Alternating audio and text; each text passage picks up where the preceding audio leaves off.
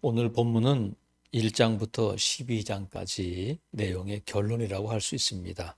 1장부터 12장까지를 보통 표적의 장이다 이렇게 부르기도 하는데, 예수님께서 많은 표적을 행하셨습니다만 사도 요한은 그 중에서 이제 7가지를 엄선해서 이제 기록을 하고 있는데, 처음 이제 가나 혼인 잔치에서 물로 포도주를 만드시는 것부터 해가지고 마지막으로 11장에 나오는 죽었던 나사로를 살리시는 그 표적을 까지 해서 7가지를 기록하고 있는데, 예수님께서 이런 표적을 행하시고 심지어 죽은 자를 살리시는 표적까지 행하셨는데, 이런 표적을 행하시고 나서 어떤 결과가 있었을까?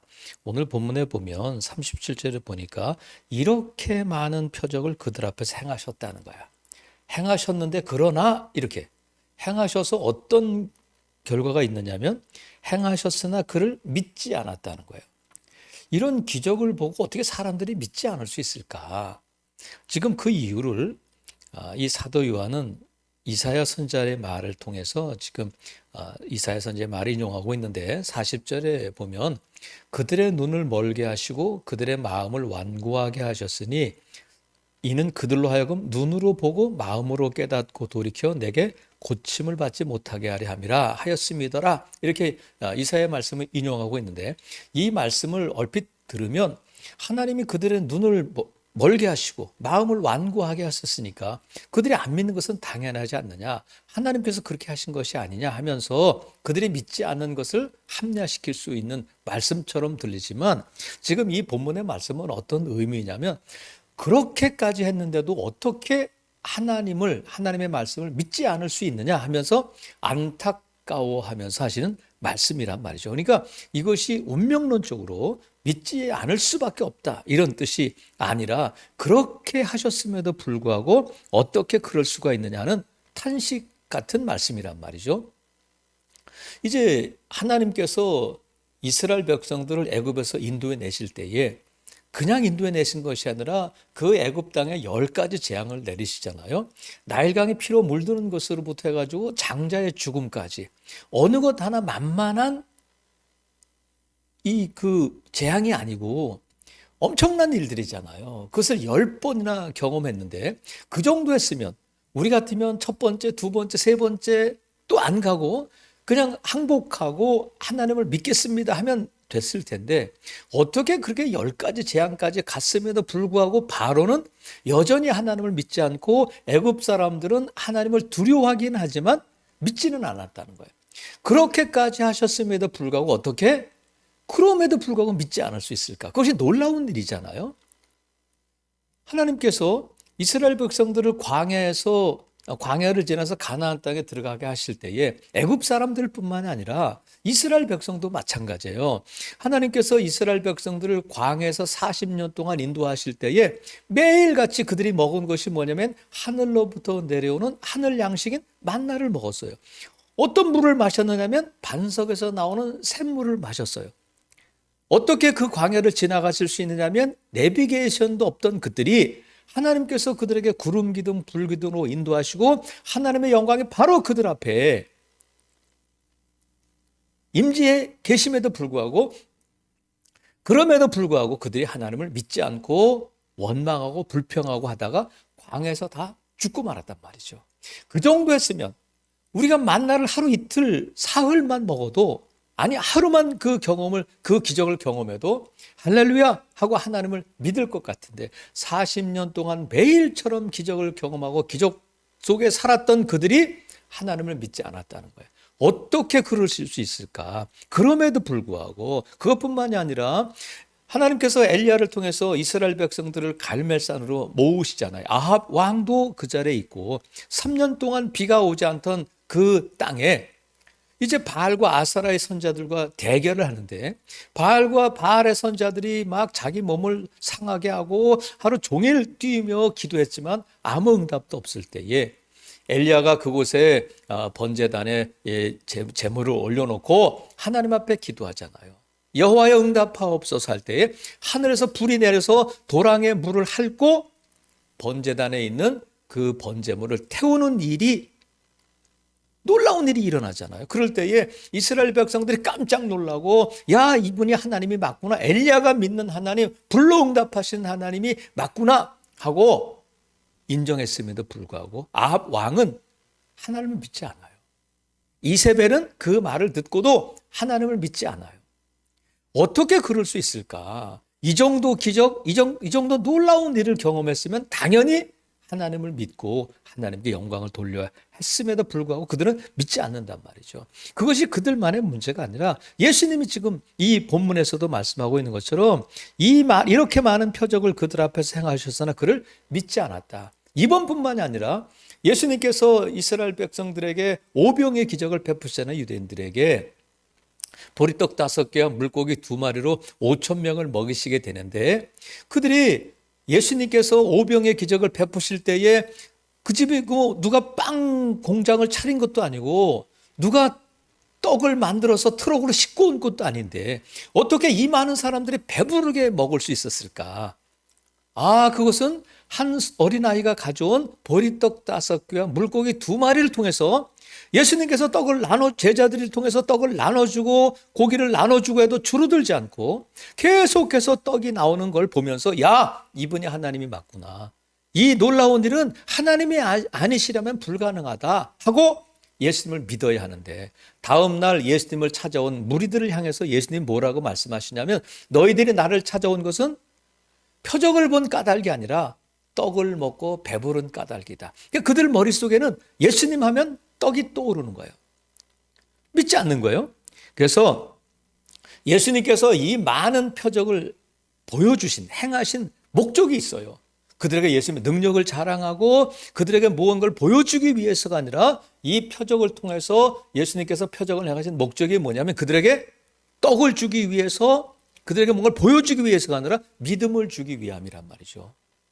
무엇에 대한 믿음이냐면 하나님에 대한 믿음을 갖도록 하기 위해서 그 표적을 보여주셨는데 물이 포도주가 되고 죽은 자가 살아나고 하는 이 표적 기적은 가시적이에요. 눈으로 볼 수 있어요. 근데 눈으로 보는 이 표적을 통해서 뭘 보여주시기를 원하셨느냐면 보이지 않는 영의 세계, 즉 하나님은 영이셔서 우리 눈에 보이지 않지만 이런 표적을 통해서 하나님의 살아계심을 그들에게 보여주고 그들이 살아계신 하나님을 믿도록 하기 위해서 이 표적을 보여주셨는데 예수님께서 이 땅에 오신 목적 자체가 뭐냐면 하나님을 보여주기 위해서 이 땅에 오신 거예요. 그래서 예수님께서 표적을 통해서 하나님을 보여주셨는데 예수님의 자신이 이 땅에 오신 하나님이시라는 거예요. 그래서 오늘 이 본문에 보면 하나님을 보여주기 위해서 이 땅에 오신 예수님이 누구실까? 이 44절부터 50절까지 이 말씀을 통해서 예수님이 직접 무엇에 대해서 말씀하시냐면 예수님 자신이 누구신가를 다시 한번 이 무리들에게 확인시켜 주시는단 말이죠. 오늘 본문을 통해서 보면 그러면 예수님은 누구실까? 먼저는 예수님은 하나님이시라는 거야. 자, 44절 45절에 보면 예수께서 외쳐 이르셨다. 큰 소리로 분명히 말씀하시기는 뭐냐면 나를 믿는 자는 나를 믿는 것이 아니요 나를 보내신 이를 믿는 것이며 나를 보는 자는 나를 보내신 이를 보는 것이다. 그러니까 예수님을 보는 자는 하나님을 본 것이고 예수님을 믿는 자는 하나님을 믿는 것인데 본다는 것은 믿는다는 거잖아요. 그러니까 이 말씀은 나를 봐봐 내가 하나님이야. 이 말씀이에요. 그러니까 예수님은 하나님과 동등되시고 예수님은 하나님과 하나이신 하나님이심을 지금 말씀하고 계시단 말이죠. 그래서 예수님은 누구신가? 하나님이시다 하는 것을 지금 말씀하고 계시는데 유대인들이 믿는 하나님은 어떤 하나님이냐면 아주 절대적인 위엄을 갖고 계시고 전지전능하시고 거룩하신 분이다. 맞는 말이잖아요. 근데 유대인들이 믿는 하나님은 절대 가까이 갈 수 없는 저 멀리 계시고 거룩하신 분이기 때문에 하나님께 나가면 죽고 하나님을 가까이 할 수 없는 그런 존재로 믿고 있었는데 아니 예수님께서 하나님을 뭐라고 부르시냐면 아버지 이렇게 부른단 말이죠. 하나님을 아버지. 그러니까 유대인들이 생각하고 있는 하나님과 예수님께서 생각하는 하나님, 예수님께서 부르시는 하나님이 다르단 말이죠. 그러니까 이 유대인들은 이해할 수가 없는 거예요. 하나님을 아버지라고 절대 그들은 부를 수 없어요. 어떻게 하나님의 아버지가 되시냐? 거룩하신 분이고 위험 가운데 계시고 전지전능하신 분인데 그분은 하나님이셔. 그래서 이 예수님께서 그 위험 가운데 전지전능하신 하나님을 보여주기 위해서 이 땅에 오셨단 말이죠. 그래서 유대인들뿐만이 아니라 예수님의 제자들 가운데 빌립이 예수님께 부탁을 해요. 예수님, 우리에게도 좀 아버지 하나님을 좀 보여주세요. 그런데 예수님이 뭐라고 말씀하시냐면 너희가 여태까지 나와 함께 있었는데 아직도 아버지를 보여달라고 하느냐? 나를 본 자는 아버지를 본 거야. 내가 하나님이야. 이 말씀을 하신단 말이죠. 그래서 하나님의 아들이신 그분이, 하나님이신 그분이 사람의 아들로 이 땅에 오셨어요. 그러면서 임마누엘로 오셨다. 임마누엘은 뭐냐면 예수님이 우리와 함께 하신다는 뜻이 아니라 하나님이 우리와 함께 하신다는 거거든요. 그러니까 예수님께서 하나님이신 그분이 이 땅에 오셔서 우리와 함께 계셨는데 유대인들은 누구보다도 하나님에 대해서 많은 지식과 또 많은 생각들을 갖고 있어요. 그래서 그들이 믿고 있는 하나님, 그들이 갖고 있는 하나님에 대한 선입견이 있단 말이죠. 하나님에 대해서, 메시아에 대해서도 그렇고 예수 그리스도에 대해서도 그런 생각들이 있는데 예수님이 하나님의 아들이고 내가 하나님과 동등되다 하는 그 말을 이해할 수가 없고 받아들일 수가 없는 거예요. 그들이 생각하고 그들이 믿고 있는 하나님과 예수님께서 말씀하시는 것과는 전혀 부합될 수 없는 말씀을 전하시기 때문에, 주장하시기 때문에 그들이 결국은 어떻게 되냐면 신성모독이다 해서 예수님을 십자가에 못 박게 된단 말이죠. 그래서 하나님의 아들이신 그분이 십자가에 못 박히심으로 말미암아 저와 여러분이 구원받은 줄로 믿습니다. 그 하나님의 아들이신 그분이 이 땅에 다시 오실 것도 우리는 믿고 있단 말이죠. 그래서 오늘 본문에서 예수님은 자신을 내가 하나님이다 하고 말씀하고 계시단 말이죠. 그래서 우리가 믿고 있는 예수님은 하나님이시고 하나님의 아들이시고 그분이 사람의 아들로 이 땅에 오셨는데 사도 요한은 예수님이 누구신지를 7번 말씀을 하고 있어요.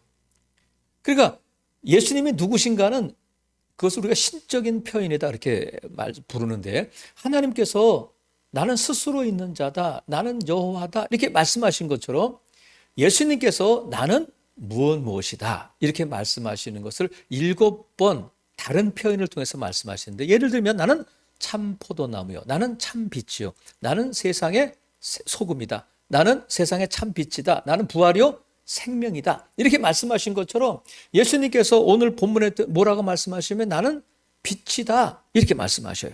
예수님이 누구시냐면 빛인데 예수님이 이 말씀을 하셨지만 사도 요한은 요한복음을 시작하면서 그러니까 요한복음을 시작할 때 이미 예수님이 누구신가를 밝히고 시작해요. 태초에 말씀이 계셨다. 이 말씀이 하나님과 함께 계셨으니 이 말씀은 하나님이다 말씀하시고 이 말씀이 생명이고 생명 안에 빛이 있었다 이렇게 말씀하고 있단 말이죠. 예수님은 말씀이고 생명이고 빛이신 예수님인데 빛이 어디에 왔느냐면 어둠 가운데 왔다는 거예요. 그 빛 가운데 빛이 있으면 뭐 빛이 필요 없잖아요. 지금 우리가 이렇게 빛을 밝히고 있는데 여기에 빛을 더한들 조금 더 밝아질 뿐이지 빛의 의미가 별로 없어요. 하지만 어둠에 있을 때 우리가 스위치를 켜고 빛이 딱 비치면 모든 것이 드러나는 것처럼 어둠 가운데 빛이신 예수님이 이 땅에 오셔서 밝혀주셨는데 저와 여러분이 이 어둠의 자녀였던 저와 여러분이 이 빛을 통해서 빛의 자녀가 되었어요. 우리 안에 이 빛을 비춰주시고 우리 안에 이 예수 그리스도를 믿게 하셔서 빛의 자녀가 되었는데 빛의 자녀가 되는 것으로 하나님의 자녀가 되는 것으로 모든 것이 끝나는 것이 아니라 그때부터 무슨 일이 벌어지게 되냐면 어둠의 자녀였던 우리가 빛의 자녀가 되면서 어둠의 자녀들과의 이 싸움이 시작되는데 그것은 사람과의 싸움이 아니라 에베소를 통해서 말씀하고 계신 것처럼 우리의 싸움은 혈과 육에 속한 것이 아니다. 그러면 우리의 싸움이 뭐냐면 통치자들과 권세들과 이 어둠의 세상 주관자들과 하늘에 있는 악의 영을 상대합니다. 우리의 싸움은 혈과 육에 속한 것이 아니라 사람과의 싸움이 아니라 이 어둠의 세상 주관자들, 즉 악한 영들과의 싸움이라는 거예요. 그러니까 적을 알아야 싸울 수 있어요. 적을 알아야 싸워서 이길 수 있어요. 사람과 싸우는 것이 아니라 그 세상 어둠의 세상 주관자들이 있다. 그래서 우리가 남편이 어떻고 자식이 어떻고 누가 어떻고 그 사람 자체가 우리의 싸움의 대상이 아니라 그들을 어둠 속에 가두고 있는 악한 영들과의 싸움인 것을 알아야 제대로 싸울 수 있단 말이죠. 그러니까 저와 여러분의 영적인 전쟁의 실체가 뭐냐면 사람과 혈과 육에 속한 싸움이 아니라 악한 영들과의 싸움이라는 것을 알아야 되는데, 그렇다면 우리가 이미 빛의 자녀된 우리는 어떻게 해야 되냐면 어둠에서 나왔으니까 이제 이 어둠의 옷을 벗어버리고 빛의 갑옷을 입어야 돼요. 그래서 로마서 13장 12절에 이런 말씀이 있어요. 밤이 깊고 낮이 가까웠으니 그러므로 우리가 어둠의 일을 벗고 빛의 갑옷을 입자, 이렇게 말씀하셔요. 그러니까 이스라엘 백성들이 애굽에서 나올 때에 하루 만에 나오잖아요. 유월절을 통해서 하루 만에 나오지만 이스라엘 백성들 마음에 있는 그 애굽을 몰아내는 데는 40년이 걸린 거예요. 이제 하나님의 자녀가 되어서 나는 너희의 하나님이 되고 너희는 내 백성이 될 거야 하는 약속을 이루시기 위해서 이스라엘 백성들을 애굽에서 인도해 내셨는데, 이스라엘 백성들이 애굽에서 나올 때는 단 하루 만에 나올 수 있었지만 그 마음 속에 있는, 그의 생각 속에 있는 그의 삶의 방식이나 이런 모든 것들로부터 애굽을 몰아내는 데는 40년이 걸렸단 말이죠. 우리가 그러니까 빛의 자녀가 되고 예수님을 믿고 나서 모든 것이 다 한꺼번에 다 이 하나님의 자녀답게 되는 것이 아니라 하나님의 자녀된 자로서 하나님의 자녀된 자로의 삶을 살아야 되는데, 그것이 어둠의 옷을 벗고 빛의 갑옷을 입는 거예요. 그래서 그 다음 구절에 보면 로마서 13장 13절에 보면 이 어둠의 일, 어둠의 옷이 뭐냐면 어둠의 일은 방탕, 술 취함, 음란, 호색, 다툼, 시기, 이런 것들이라는 거예요. 그래서 이 어둠의 일은, 세상 일은 현저해. 눈에 확 띄는 거예요. 그래서 여러분 보세요. 우리가 어둠에서 이 건짐받고 빛 가운데 옮겨졌는데 여전히 우리가 우리의 입이 말을 할 때에 어둠의 말을 할 수 있어요. 우리의 생각이 여전히 어둠의 생각일 수 있어요. 우리가 행동하는 것이 먹고 마시고 어디에 가고 하는 일이 어둠의 행동일 수 있다. 그리고 우리가 머릿속으로 계획하면 일들이 어둠의 계획일 수 있어요. 이제 이런 것은 빛의 자녀라면 이 어둠의 이 옷을 다 벗어버리고 우리의 말도 어둠의 말이 아닌 빛의 말, 죽이는 말, 상처 주는 말이 아니라 살리는 말을 해야 돼요. 우리의 생각도 머릿속에 늘 품고 있는 것들이 어둠의 일이 아니라 어떻게 하면 하나님을 영화롭게 할 수 있을까? 어떻게 하면 하나님의 이름을 높일 수 있을까? 어떻게 하면 믿음으로 살고 어떻게 하면 믿음을 나타낼 수 있을까? 그것이 빛의 생각이란 말이죠. 그래서 우리의 걸음걸음, 우리의 생각, 우리의 말이 이제는 어둠의 옷이 아닌 빛의 갑옷을 입어야 된단 말이죠. 그래서 우리가 하나님의 자녀가 되었다면 우리의 말도, 우리의 생각도, 우리의 행동도, 우리의 계획도 하나님의 자녀답게 이루어져야 된다. 그것이 진정한 빛의 자녀의 모습이란 말이죠. 그래서 우리가 이미 빛의 자녀가 되었다면 어둠의 옷을 벗어버리고 빛의 갑옷을 입어야 할 뿐만 아니라 우리는 빛의 자녀가 되었으니까 지금 어둠 가운데 있는 사람들 있잖아요. 특별히 우리의 자녀들도 있어요. 같은 집에 살고 있지만 나는 빛의 자녀이지만 남편은, 아내는, 자녀들은, 우리 시어머니는 어둠 속에 있을 수 있단 말이죠. 이런 우리 현실 속에 그렇잖아요. 그렇다면 내가 빛의 자녀니까 너희는 안 돼. 너희는 천국, 너 빛의 자녀가 될 수 없어. 그러지 말고 그들이 왜 이 빛을 못 보냐면 이 어둠의 세상 주관자들이 그들의 눈을 가리고 있기 때문에 그래요. 그래서 저와 여러분이 할 일은 뭐냐면 이미 빛의 자녀가 된 저와 여러분이 그들의 영의 눈을 열어주는 일을 해야 된단 말이죠. 그 일을 하나님께서 우리에게 맡겨주셨어요. 어떻게 하느냐면 내가 경험한 예수, 내가 경험한 빛의 삶을 그들에게 자꾸 전하고 말씀을 전하고 예수 그리스도를 전함으로 말미암아 그들의 눈이 열리도록, 우리가 우리 힘으로 어떻게 눈을 열어줄 수 있겠어요? 영의 눈을. 육의 눈도 못 열어주는데 우리가 끊임없이 그들을 위해서 기도할 때에 성령께서 그들의 눈을 열어주실 줄로 믿습니다. 그래서 이 눈이 열리게 되면 어떻게 되냐면 43절에 보니까 그들은 사람의 영광을 하나님의 영광보다 더 사랑했다. 그들이 누구냐면 42절에 그러나 관리 중에도 그를 믿는 자가 많았다는 거예요.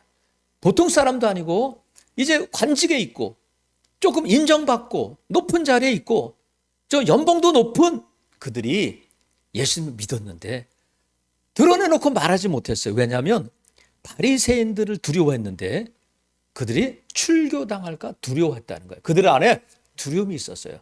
그래서 그걸 한마디로 사람의 영광을 하나님의 영광보다 더 사랑했다.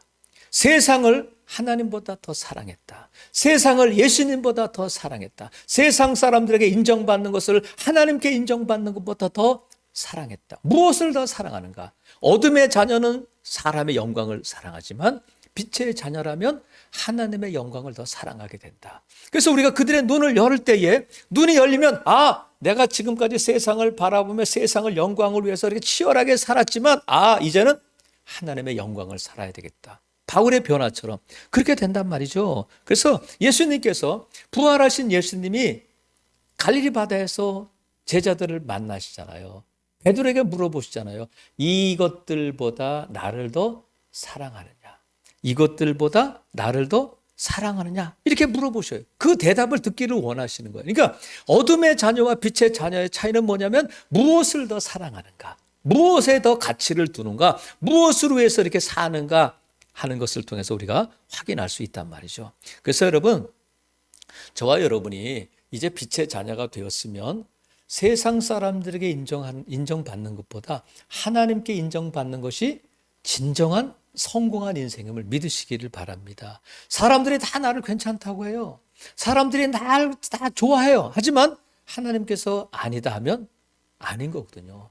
반대로 사람들이 나를 우습게 여기고 사람들이 나를 인정하지 않는다 할지라도 하나님께서 잘하였도다 착하고 충성된 종하면 저와 여러분은 하나님이 인정하시는 빛의 자녀인 줄로 믿으시기를 바랍니다. 그러면서 점점 더 사람의 영광보다 하나님의 영광을 더 사랑하게 된단 말이죠. 왜냐하면 빛 되신 예수 그리스도를 믿고 빛의 자녀가 되었기 때문에 그래요. 그래서 예수님은 빛이실 뿐만 아니라 예수님께서는 하나님이실 뿐만 아니라 또 오늘 본문에서 예수님은 뭐라고 말씀하시냐면 예수님은 구원주가 되신다는 거야. 자, 예수님이 구원주가 되신다는 것은 뭐냐면 예수님을 오해하지 말고 바로 알아야 된다.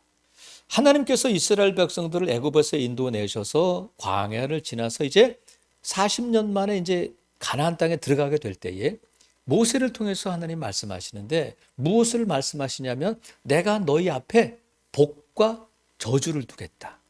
근데 하나님께서 이 복을 설명하실 때 복은 짧게 설명하시고 저주는 길게 설명하셔요. 그러니까 저주가 중요하고 너희가 저주를 선택하고 여기를 봐 하시는 것이 아니라 이걸 보지 말고 복을 보라고 말씀하시기 위해서 저주를 길게 말씀하셔요.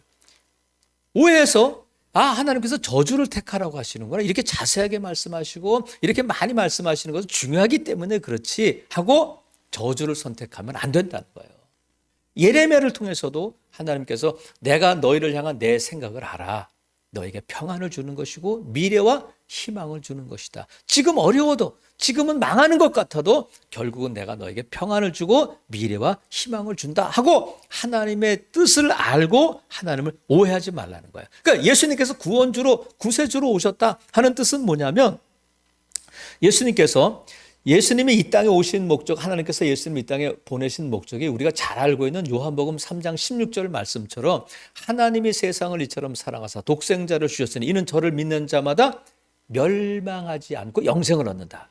그러니까 예수님이 이 땅에 오신 것은 이 세상을 멸망시키려고 온 것이 아니라 영생을 주시기 위해서 오셨다는 거예요. 그러니까 우리가 멸망에 중점을 두는 것이 아니라 예수님께서 구세주로 이 세상을 구하시기 위해서 영생을 주시기 위해서 오셨다는 것을 믿어야 된단 말이죠. 근데 여러분, 영생이 있다면 영벌이 있는 거거든요. 천국이 있으면 지옥이 있는 거거든요. 구원이 있으면 심판이 있는 거거든요. 심판 없이 구원 없고 지옥 없이 천국 없는 거예요. 하나님은 공의의 하나님이시기 때문에 예수 그리스도를 믿는 자들은 천국이고 예수 그리스도를 믿지 않는 자들은 지옥이에요. 그래서 복음을 가장 간단 명료하게 표현한 것을 저는 예수 천당 불신 지옥이다, 그렇게 봐요. 예수를 믿으면 천국이고 안 믿으면 지옥이다. 이 말씀은 예수 그리스도 외에 다른 이름도 없을 뿐만 아니라 구원을 얻을 수 있는 다른 방법도 없다. 우리가 아무리 헌금을 많이 하고 우리가 아무리 고해를 하고 우리가 아무리 금식을 하고 한들 구원에 이를 수는 없다는 거예요. 그래서 예수님께서는 멸망시키러 오신 것이 아니라 구원을 주시기 위해서 이 땅에 오셨단 말이죠. 그래서 우리가 이 예수 그리스도를 믿고 하나님의 자녀가 되었는데 어떤 예수님을 믿는지 하면 하나님이시다, 빛으로 오셨다, 그 예수님을 믿는 거예요. 그래서 하나님이신 그분이 사람의 아들로 오셔서 사람의 죄를 대속하시기 위해서 불가피하게 사람으로 오실 수밖에 없었다. 유대인들은 그걸 이해하지 못했지만 하나님의 지혜가 그렇게 할 수밖에 없단 말이죠. 그래서 인간으로 오셔서 인간의 죄를 지고 십자가에 못 박히심으로 말미암아 인간의 모든 죄의 대가를 대속하셔서 믿는 자에게 구원을 주시고 믿는 자에게 영생을 주시게 됐단 말이죠. 그 예수님께서 우리의 죄를 씻어주시기 위해서 십자가에 달려 피 흘리셨고 우리를 의롭다 하시기 위해서 사흘 만에 부활하셨다. 그래서 부활하신 것은 우리를 의롭게 하셨다는 증거가 되고 예수님께서 승천하셔서 하나님 보좌 우편에 계심으로 저와 여러분에게 성령을 보내주셔서 영으로 우리와 함께 하시고 영원토록 그 하나님이 우리와 함께 계신단 말이죠. 그 하나님, 그 예수님이 이 땅에 진정한 심판주로 다시 오실 것이다, 재림주로 오실 것이다 하는 것을 믿는 거예요. 우리가 사도신경으로 고백하는 우리의 믿음의 내용이 바로 우리가 믿는 바이고 우리가 믿는 예수 그리스도란 말이죠. 그래서 여러분, 우리는 어떻게 이 어둠에서 빛으로 옮겨졌을까? 어떻게 지옥에서 천국으로 옮겨졌을까? 어떻게 영원한 심판에서 구원받은 자로 영벌에서 영생을 얻은 자로 옮겨졌을까? 우리는 그것을 은혜라고 부른단 말이죠. 하나님께서 저와 여러분을 사랑하셔서 태초전에 택하시고 그 은혜를 주셔서 은혜로 말미암아 구원을 받았기 때문에 어느 누구도 이 구원에 대해서는 자랑할 자가 없단 말이죠. 그렇다면 여러분, 이것이 하나님의 선물이고 은혜를 구원받은 자라면 이제는 더 이상 어둠의 옷을 어둠 가운데 머물지 말고 어둠의 옷을 훌훌 다 벗어버리고 이제는 빛의 갑옷을 입어야 된다. 그것은 내가 이제는 세상보다 예수님을 더 사랑하게 되고 사람의 영광보다 하나님의 영광을 더 사랑하게 돼서 이제부터는 하나님의 영광을 위해서 살아야 되겠다 하고 그것에 대해서 세상에 몸부림치며 살던 자가 하나님의 영광을 위해서 몸부림치며 사는 삶으로 바뀌게 된단 말이죠. 그리고 나만 예수 그리스도 믿고 나만 빛의 자녀가 되는 것이 아니라 어둠에 있는 사람들에게 예수 그리스도를 전함으로 말미암아 그들의 영의 눈이 열리고 그들도 예수 그리스도를 알게 되고 믿게 되고 그들도 하나님을 보게 되고 하나님의 영광을 위해 살게 될 때에 진정한 빛의 자녀가 될 줄로 믿습니다. 예수님께서 세상 끝까지 내 증인이 되라 말씀하신 것처럼 빛의 자녀된 자로서 예수님이 하나님이시고 하나님의 아들이시고 예수님이 빛으로 이 땅에 오셔서 우리에게 생명을 주시고 우리를 구원해 주시는 분이심을 분명히 믿고 그 예수님을 전함으로 말미암아 또 한 사람의 영의 눈을 열고 그가 또 예수님의 제자가 되고 이렇게 하나님의 나라가 확장되어 가는 일에 귀하게 쓰임받는 복된 성도들 되시기를 주님의 이름으로 축복합니다. 아멘.